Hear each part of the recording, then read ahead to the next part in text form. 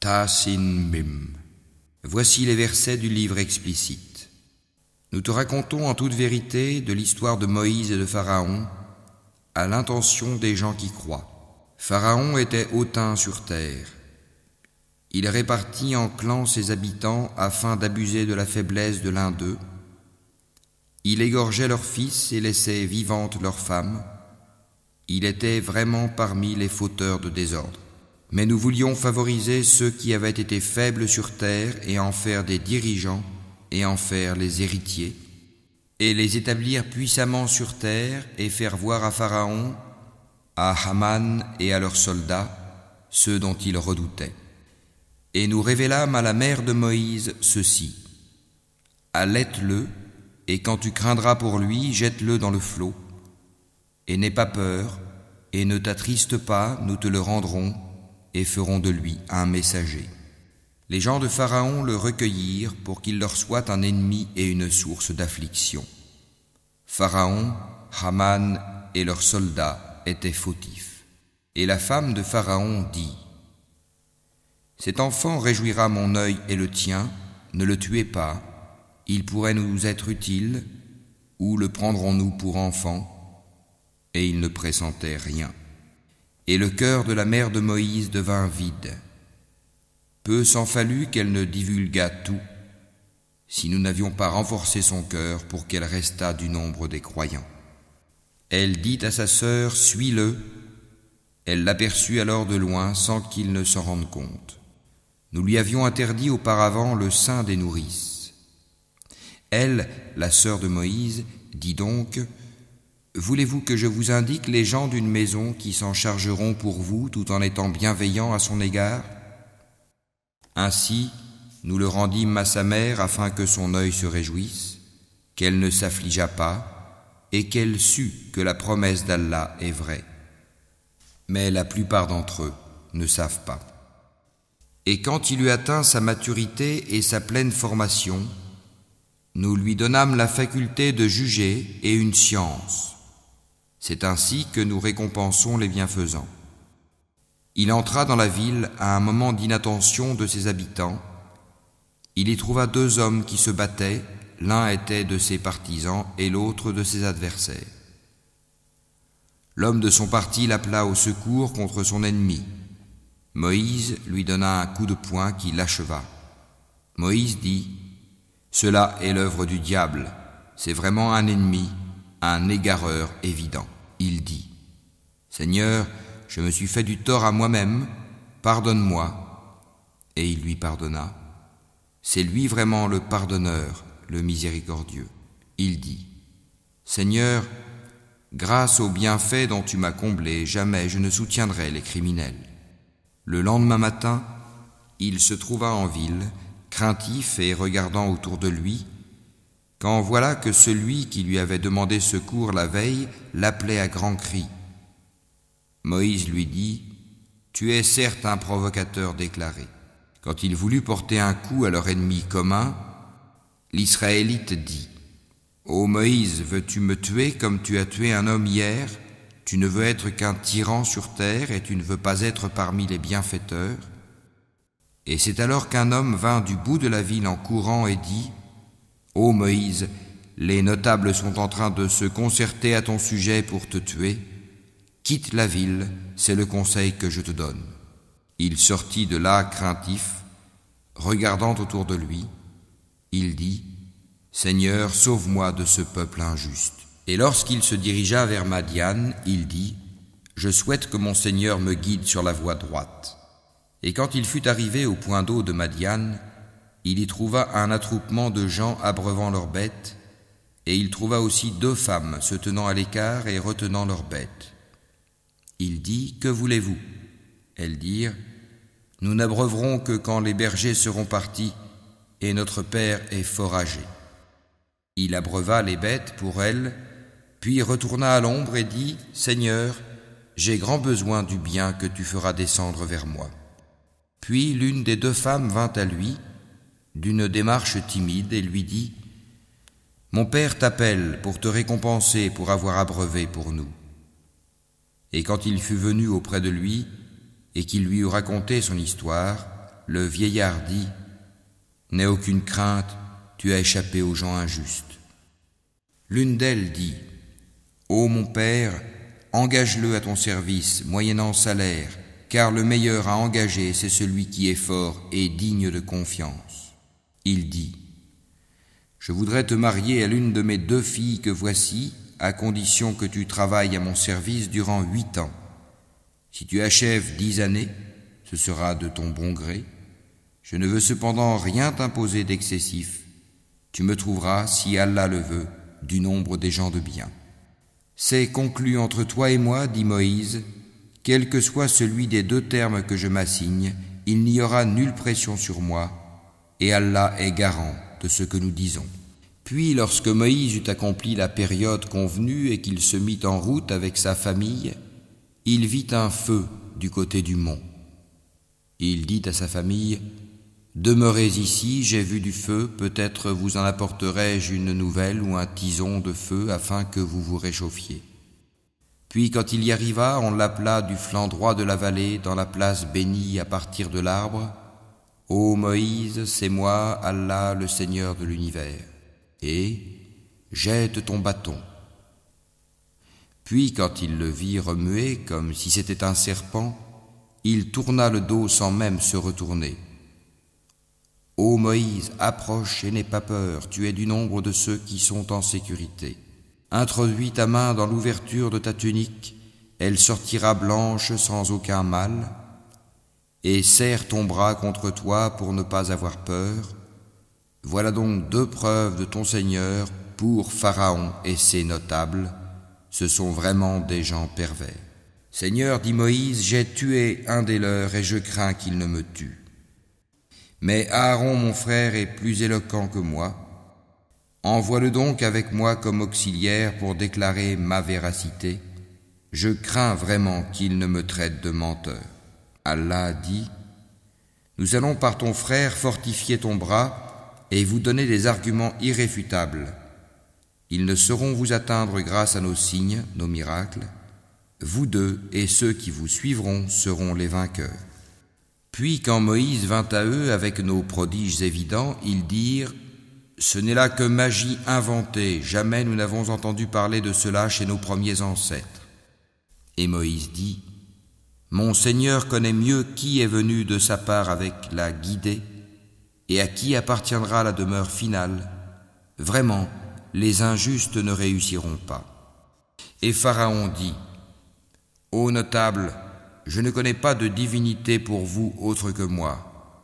Haman, allume-moi du feu sur l'argile, puis construis-moi une tour, peut-être alors monterai-je jusqu'au Dieu de Moïse. Je pense plutôt qu'il est du nombre des menteurs.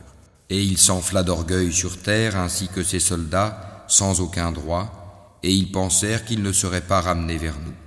Nous le saisîmes donc ainsi que ses soldats, et les jetâmes dans le flot. Regarde donc ce qu'il est advenu des injustes. Nous fîmes d'eux des dirigeants qui appellent les gens au feu, et au jour de la résurrection, ils ne seront pas secourus.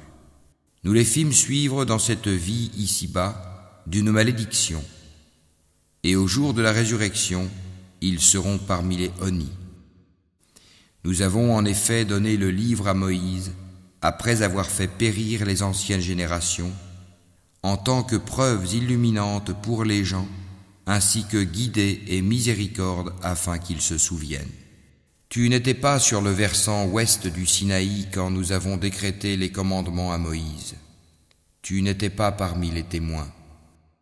Mais nous avons fait naître des générations dont l'âge s'est prolongé, et tu n'étais pas non plus résident parmi les gens de Madian leur récitant nos versets. Mais c'est nous qui envoyons les messagers. Et tu n'étais pas au flanc du mont Thor quand nous avons appelé, mais tu es venu comme une miséricorde de ton Seigneur pour avertir un peuple à qui nul avertisseur avant toi n'est venu, afin qu'ils se souviennent. Si un malheur les atteignait en rétribution de ceux que leurs propres mains avaient préparés, ils diraient : Seigneur, pourquoi ne nous as-tu pas envoyé un messager ? Nous aurions alors suivi tes versets et nous aurions été croyants. Mais quand la vérité leur est venue de notre part, ils ont dit : si seulement il avait reçu la même chose que Moïse. Est-ce qu'ils n'ont pas nié ce qui auparavant fut apporté à Moïse? Ils dirent, deux magies se sont mutuellement soutenues. Et ils dirent, nous n'avons foi en aucune. Dis-leur, apportez donc un livre venant d'Allah qui soit meilleur guide que ces deux-là, et je le suivrai si vous êtes véridiques. Mais s'ils ne te répondent pas, sache alors que c'est seulement leur passion qu'ils suivent, et qui est plus égaré que celui qui suit sa passion sans une guidée d'Allah. Allah vraiment ne guide pas les gens injustes. Nous leur avons déjà exposé la parole, le Coran, afin qu'ils se souviennent. Ceux à qui, avant lui, le Coran, nous avons apporté le livre, y croient. Et quand on le leur récite, ils disent, nous y croyons, ceci est bien la vérité émanant de notre Seigneur, déjà avant son arrivée, nous étions soumis. Voilà ceux qui recevront 2 fois leur récompense pour leur endurance, pour avoir répondu au mal par le bien, et pour avoir dépensé de ce que nous leur avons attribué.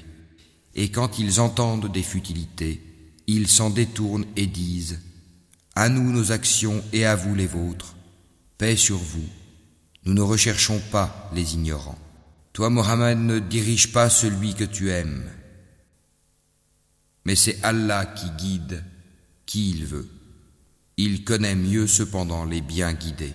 Et ils dirent « Si nous suivons avec toi la bonne voie, on nous arrachera de notre terre. Ne les avons-nous pas établis dans une enceinte sacrée, sûre, vers laquelle des produits de toutes sortes sont apportés comme attribution de notre part ?» Mais la plupart d'entre eux ne savent pas.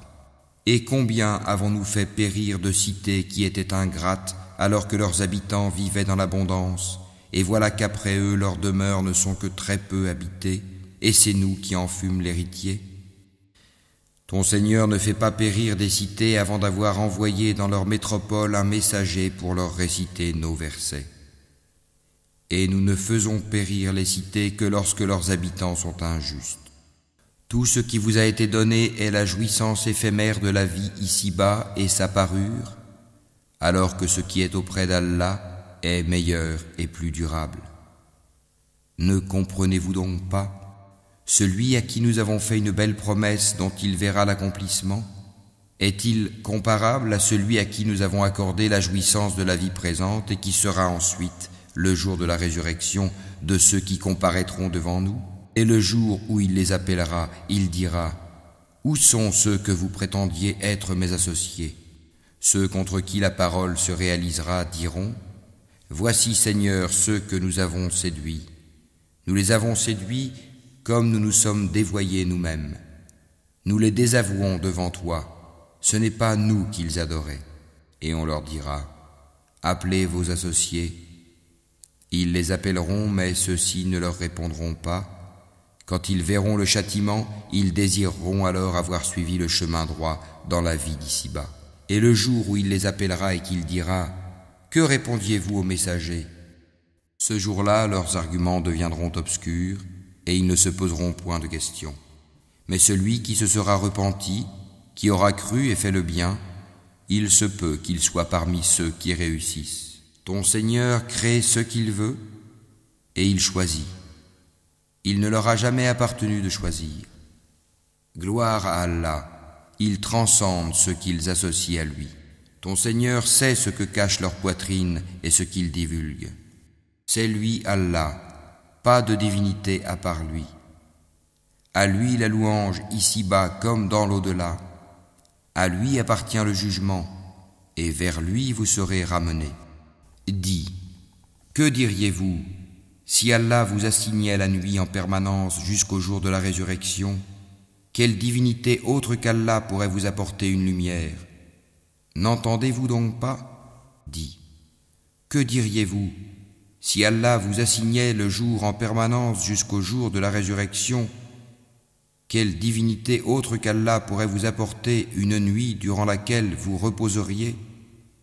N'observez-vous donc pas? C'est de par sa miséricorde qu'il vous a assigné la nuit et le jour, pour que vous vous y reposiez et cherchiez de sa grâce, et afin que vous soyez reconnaissants. Et le jour où il les appellera, il dira « Où sont ceux que vous prétendiez être mes associés?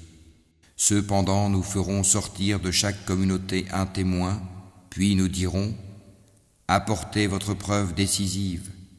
Ils sauront alors que la vérité est à Allah et que ce qu'ils avaient inventé les a abandonnés.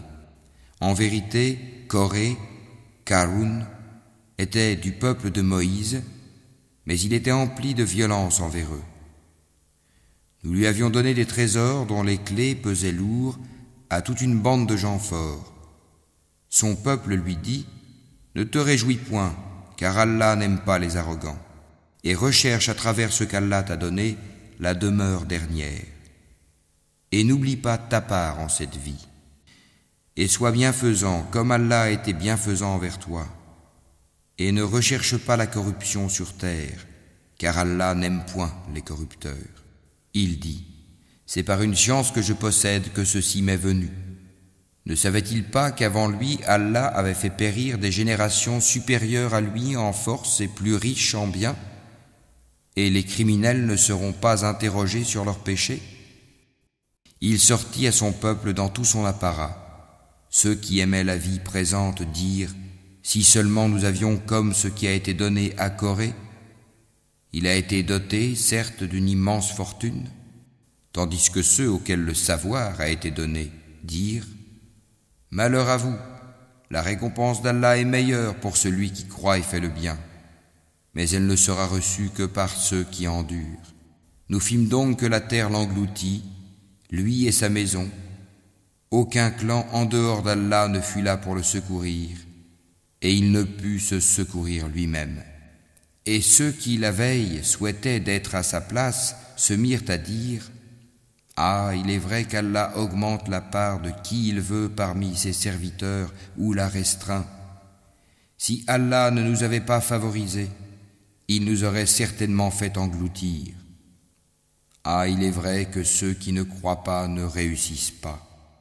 Cette demeure dernière, nous la réservons à ceux qui ne recherchent ni à s'élever sur terre, ni à y semer la corruption. Cependant, l'heureuse fin appartient aux pieux. Quiconque viendra avec le bien aura meilleur que cela encore. Et quiconque viendra avec le mal, qu'il sache que ceux qui commettront des méfaits ne seront rétribués que selon ce qu'ils ont commis. Celui qui t'a prescrit le Coran te ramènera certainement là où tu souhaites retourner. Dis: mon Seigneur connaît mieux celui qui a apporté la guidée et celui qui est dans un égarement évident. Tu n'espérais nullement que le livre te serait révélé. Ceci n'a été que par une miséricorde de ton Seigneur. Ne sois donc jamais un soutien pour les infidèles.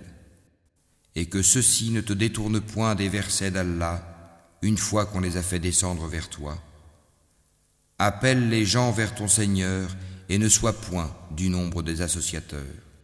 Et n'invoque nulle autre divinité avec Allah, point de divinité à part lui. Tout doit périr sauf son visage. À lui appartient le jugement et vers lui vous serez ramenés.